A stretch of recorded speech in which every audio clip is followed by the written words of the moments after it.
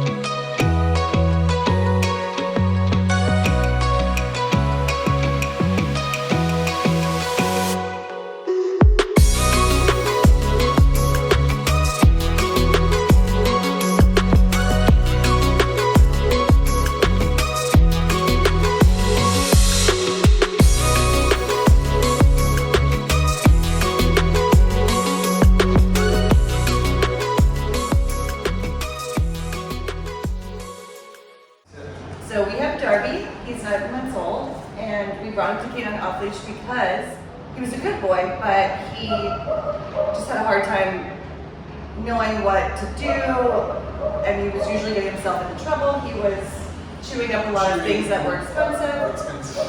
Yeah. So we didn't hesitate to bring him here, and we did a program where he was on leash. We got really good updates from Crystal, our trainer, and it was really, we just felt really good about it because we couldn't believe how fast we were able to see the changes. And 1 week for us. Super impressed with how he is right now, and I'm excited to bring him home. So I think that we are super happy with how everything is. Yay!